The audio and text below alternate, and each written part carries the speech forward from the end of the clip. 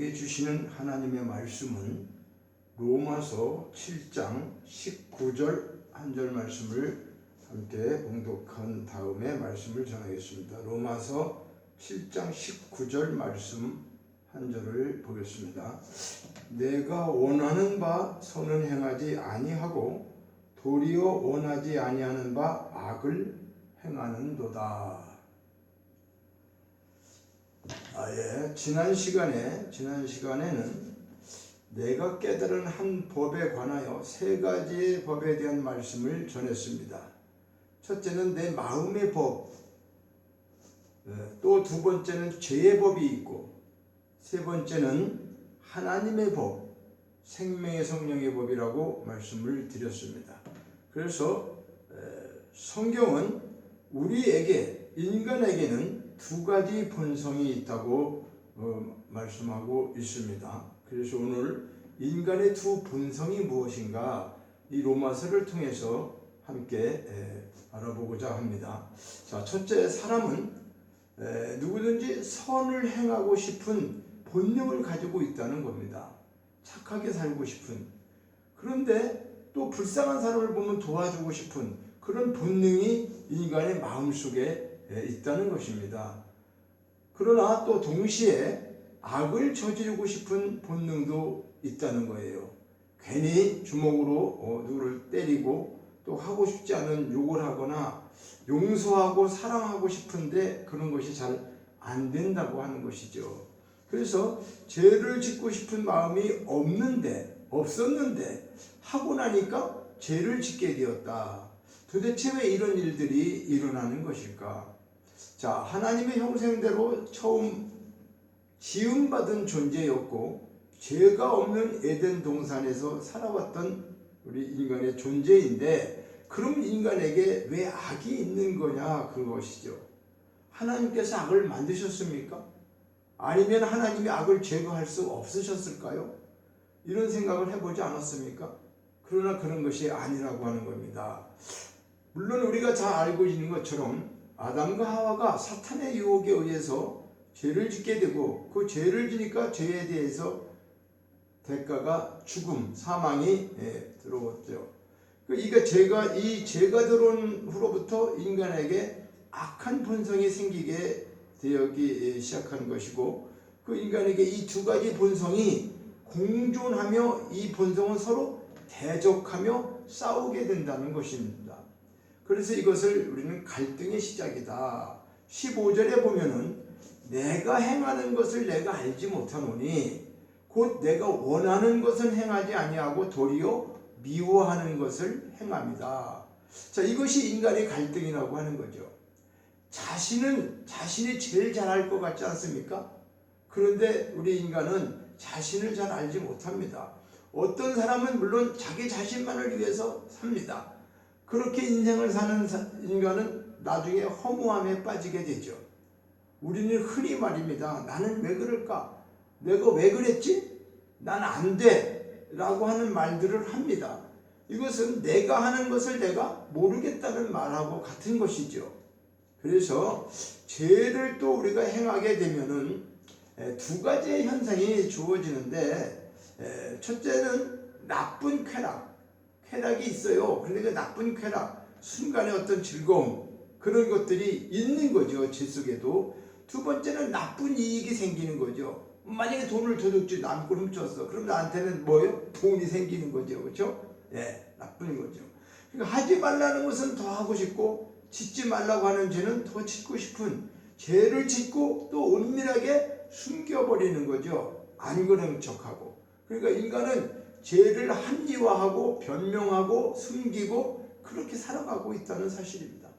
그러나 그것은 오래가지 못하게 되는 것이고, 완전 범죄는 있을 수가 없다는 것입니다. 자, 주님 앞에 서게 되면 다 드러나고 말게 되는 거죠. 그리고는 그 죄의 대가, 죽음의 고통에 몸부림치게 되는 것입니다. 자, 원함과 행함에 대해서 죄는 그러면 어떻게 드러났을까요? 간단하죠. 율법이 있었기 때문에, 율법이 없을 때는, 법이 없을 때는 죄를 죄로 느끼지 못했는데 율법을 받은 후로 죄를 알게 되었다는 거죠. 자, 18절을 한번 봅니다.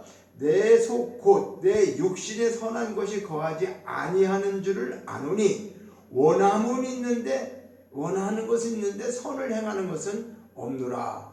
자, 원함은 내게 있으나 선을 행하는 것이 없다. 착한 일, 좋은 일 많이 하는 사람이 자신이 굉장히 어떻게 해요? 선하고 착한 줄로 착각할 수 있어요. 왜 그럴까요? 사람을 제일 헷갈리게 하는 것은 휴머니즘이라고 하는데, 하나님 없이 인간이 선하게 살 수 있을까? 하나님 없이 내가 선하고 착하게 사는 것이 과연 그것이 이루어지느냐 그 말이죠. 할 수 있느냐 말이죠. 그럴 수 있다고 생각하고 그것을 믿고 사는 사람이 있죠. 그렇죠? 그러나 자기 내면의 세계를 깊이 들여다보면 그것이 거짓임을 자신이 제일 잘 알게 된다는 거죠. 가장 거룩하게 보이는 사람이 어쩌면 가장 위선자일 수도 있는 것입니다. 왜 그렇습니까? 인간은 그렇게 거룩한 존재가 아니기 때문에 그렇습니다. 자, 누구를 막론하고 인간성 속에는 끊임없는 죄의 야망이 용암이 끓는 것처럼 부글부글 끓고 있다고 하는 것이에요. 그래서 교육이나 교양, 도덕, 가정적인 환경으로 잘 포장되어 있어도 세상에서 제일 행복한 사람처럼 보여지고 그렇게 느껴지지만 정말 그러냐 말이에요. 그렇지 않다는 거예요. 그러니까 그것을 누가 증명합니까? 바로 우리들 자신이라는 거죠. 19제 오늘 말씀대로 내가 원하는 바 선을 행하지 아니하고 도리어 원하지 아니하는 바 악을 행하는다. 그 악이란 무엇일까요? 죄가 생산하는 열매라고 할 수 있죠. 그래서 악에는 종류가 많다는 거예요. 중요한 것은 악은 정적이지 않고 동적이라는 거예요. 무슨 말입니까? 살아있는 생물처럼 계속 움직이고 영향력을 미치고 행동하고 결과를 만들어 난다는 거예요. 자, 악이 움직이는 곳에 그거를 접촉하는 사람들에도 다 어떻게 해요? 파괴되기도 하고 전염병처럼 계속 퍼져나간다고 하는 사실입니다. 자, 이것이 바로 죄로 말미암는 고통이다, 이렇게 말할 수가 있습니다. 그래서 우리는 죄의 법 아래서 선을 하고 착한 일을 하고 싶은데 안 된다는 것입니다. 어떤 세력이 나를 붙들고 나를 괴롭히고 사로잡고 있다는 것입니다. 나는 건강하고 싶은데 어떤 바이러스가 내 몸에 들어와 내 몸의 한 부분을 망가뜨리고 마는 것이죠. 이 악한 본성은 나를 파괴하고 다른 사람을 또 파괴하게 합니다. 그래서 21절에 보니까 내가 한 법을 깨달았노니 선을 행하기 원하는 나에게 악이 함께 있는 것이로다. 이것이 인간이라고 하는 거죠. 인간의 진실한 모습이라고 할 수 있습니다. 자, 건강해야 할 몸에 질병을 가지고 있는 이러한 현실을 우리는 인정하며 살아야 하는 것이죠. 그래서 나는 선하게 지음받은 존재인데 나도 모르게 악한 본성을 가지고 있는 것입니다. 이 본성, 옛사람, 겉사람, 사람의 의식체계, 자기 의식체계에서 벗어나고 싶은데, 떼어버리고 싶은데 우리 힘으로는 할 수가 없다는 거죠. 그래서 이 싸움이 아주 참혹한 전쟁이라고 할 수가 있습니다. 그런데 하나님께서 우리 이 의식체계를 다 없애버리고 하나님의 의식체계로 우리를 만들어가고 있다고 하는 것이 실질적으로는 창세기 첫째 날부터 일곱째 날 그것을 우리가 잘 깨닫게 되면 알게 된다고 먼저 유튜브에 올려져 있습니다. 참고하시기를 바랍니다. 또 22절과 23절에 보니까 내 속사람으로는 하나님을 법을 즐거워하되 내 지체 속에서 한 다른 법이 내 마음의 법과 싸워 내 지체 속에 있는 죄의 법으로 나를 사로잡는 것을 보는도다. 죄의 법으로 나를 사로잡고 있다. 그렇죠? 예. 그러니까 하나님을 사랑하고 하나님 뜻대로 살고 싶어요. 하지만 내 지체 속에서 다른 한 법이 안개와 같이 펴져 올라오면서 이것을 방해한다는 거죠. 그러니까 이것은 우리에게 전쟁과 같은 것이요. 엄청난 전쟁이 우리 마음속에 일어나고 있는 거죠. 이것이 물론 영적 싸움입니다. 그런데 영적 싸움은 어떻게 보면 권투가 아니에요. 떨어져서 싸우는 게 아니라 레슬링과 같이 마귀와 붙어서 싸우는 것이다 할 수 있어요. 자, 우리 힘으로는 승리할 수 없는 싸움이죠. 그래서 우리는 그렇지만 우리는 패배자가 아니고 승리하게 되어 있다. 왜 그럴까요? 마귀의 일을 멸하신 예수 그리스도, 그분이 내 대신 싸워주시기 때문입니다.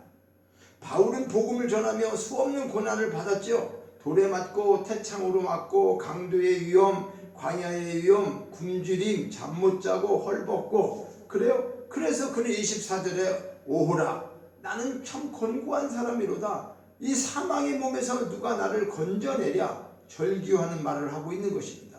자, 이 고통보다 더 힘든 것은 나 자신과 싸우는 내 속사람과 겉사람의 죄악의 법으로부터 벗어나는 싸움이라고 하는 거죠. 어떻게 하면 벗어날 수 있느냐 말이죠. 결론과 같은 말씀으로 말씀을 드립니다. 자, 이와 같은 인간의 두 본성 앞에 우리는 고백해야 될 일이 있습니다. 내 힘으로는 어떻게 할 수 없습니다. 나는 곤고한 사람입니다. 사망의 몸에서 나를 구해 주십시오 라고 하는 고백입니다. 이런 고백을 할 때 율법의 갈등, 두 본성의 갈등으로부터 해방되기 시작하고 25절에 우리 주 예수 그리스도로 말미암아 하나님께 감사하리로다. 그런즉 내 자신이 마음으로는 하나님의 법을 육신으로는 죄의 법을 섬긴다. 어떻게 보면 끊임없는 전쟁 속에서 있지만은 그러나 결론적으로는 내가 할 수 있는 것이 아니라 하나님께서 그렇게 하신다는 거잖아요. 우리에게 승리를 주시는 것은 예수 그리스도 그분이 이제 이 모든 것이 확실해진 것이죠. 어떻게 살아날 수 있습니까? 예수 그리스도께 나가야 하는 길밖에 없는 겁니다. 예수 그리스도를 믿는 길밖에는 없다는 것입니다. 예수 그리스도 안에 있는 자에게는 결코 정죄함이 없기 때문입니다. 두 번째는 성령의 지배를 받게 되어야 한다. 생명의 성령의 법이 죄와 사망의 법에서 우리를 해방하였기 때문입니다. 그리스도 안에 있고 생명의 성령의 법 안에 있다는 증거는 물론 창세기 첫째 날 혼돈, 공허, 흑암 속에 있던 우리에게 빛이 있으라. 이 빛은 뭐죠? 예수 그리스도 생명의 빛을 말씀하고 있습니다. 그리고 우리 심령 안에 그 예수님께서 오셔서 계신지, 그 빛이 내 안에 있는지, 불타고 있는지 이것을 확증하는 것이 가장 첫 번째 우리가 해야 될 시험이며 믿음의 삶이라고 하는 거예요. 뭐를 내가 행하고 열심하는 것이 아니라 그거보다 가장 중요한 건 그 예수 그리스도의 생명의 빛이 내 안에 있느냐, 이것이 가장 중요하다는 거예요.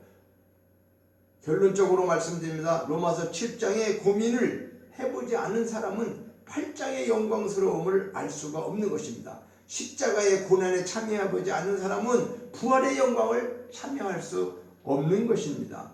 오늘 이 말씀을 통해서 우리의 두 가지 본성, 지금 로마서 7장을 통해서 전번에 말씀드렸던 것과 오늘 또 두 번째로 이 말씀을 드립니다. 인간의 두 본성에 대해서 내가 깨달은 한 법에 대해서 세 가지 법을 말씀했잖아요. 그런 법이 있기 때문에 그 법을 통해서 또 우리가 이 현재 살아가고 있으면서 우리의 본성도 어떤 것이 있는지 이걸 성경에서 이렇게 우리에게 자세하게 말씀하고 있다고 하는 사실입니다. 그래서 이제 다음 시간에는 이 모든 것들을 해결하는 방법이 뭐냐? 생명의 성령의 법에 대한 말씀을 전하고자 합니다. 오늘 여기까지 우리 두 본성, 또 죄의 법, 내 마음의 법, 하나님의 법, 이런 것들이 법칙처럼 정해져 있는 상태에서 그것을 우리가 완전히 깨닫지 못하고 우리의 노력과 우리의 힘으로만은 감당할 수가 없다는 사실입니다. 다음에 성령의 법이 어떤 것인가에 대해서 모든 문제의 해결점을 말씀드리겠습니다. 시청해 주셔서 대단히 감사합니다.